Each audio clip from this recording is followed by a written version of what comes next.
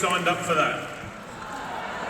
The escalation of occupational violence and aggression, coupled with a real lack of support from the department, is making the work of teachers and school leaders right across this state unsafe.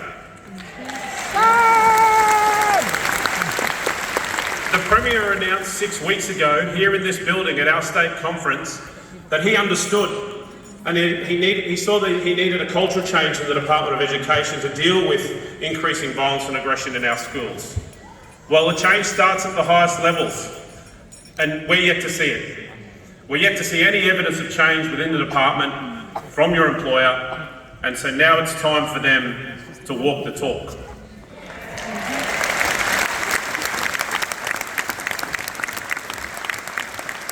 The government's election commitment to let teachers teach and let leaders lead has not yet materialised. How can you teach when you feel unsafe? How can you lead when the decisions you make as a leader are never backed?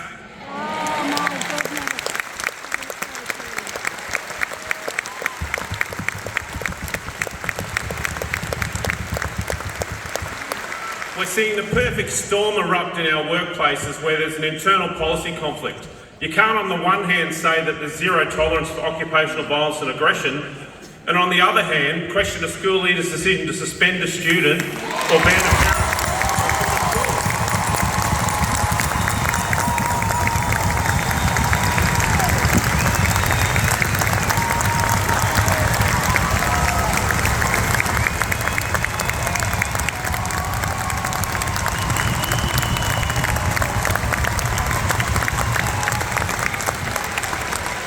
You also can't question the capability of a teacher when they've just been sexually harassed by a student, or ask a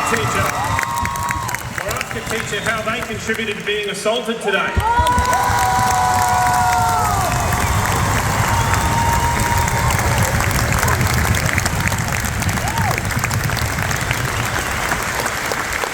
Teachers and school leaders are trained professionals, tasked to make decisions that protect the good order and management of our schools and improve the teaching and learning conditions for everybody.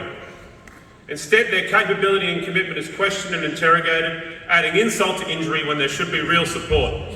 It's a story that plays out every day. I can tell you that there is not a teacher and school leader capability challenge in our system, but there is a student complexity reality and an unrealistic expectation by your employer that those levels of complexity can be individually catered for, and sometimes you're set on this impossible quest to achieve forward momentum in student achievement despite all of those challenges every single day in every way. At best, that is unrealistic. At worst, it's physically and psychologically unsafe.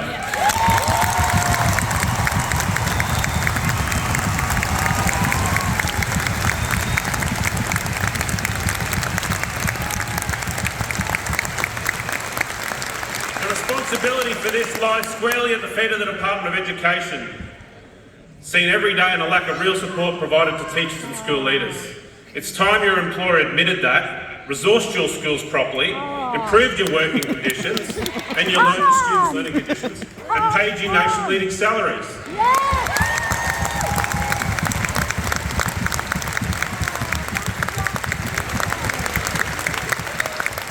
It's your employer that's the one that has the capability challenge. They can't seem to find a way to deliver a safe system of work. Why is that so much to ask for? It's not. This would not be acceptable in any other workplace. Yet somehow it's become the norm for us. Well, the 50,000 members of the Queensland Teachers Union have had enough. It's not normal and it's not safe.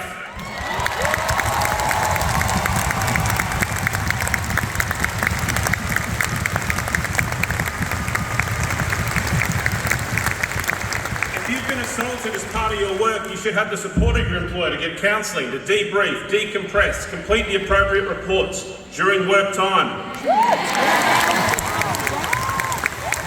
Yet too often that work is left up to you to complete in your own time for free.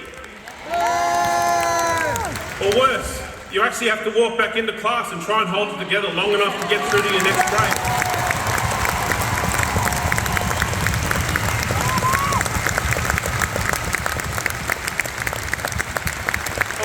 Or as a school leader who's just been abused, you have to wait for the next parent who's lined up to come and see you and just put that brave face back on.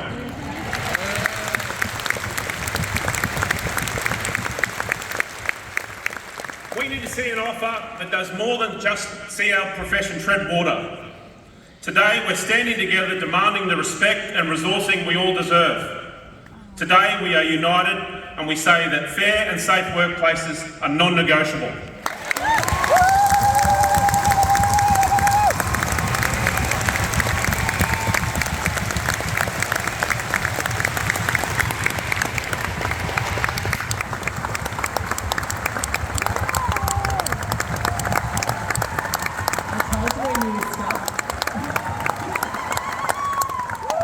I've been corrected. Apparently, there's standing room only in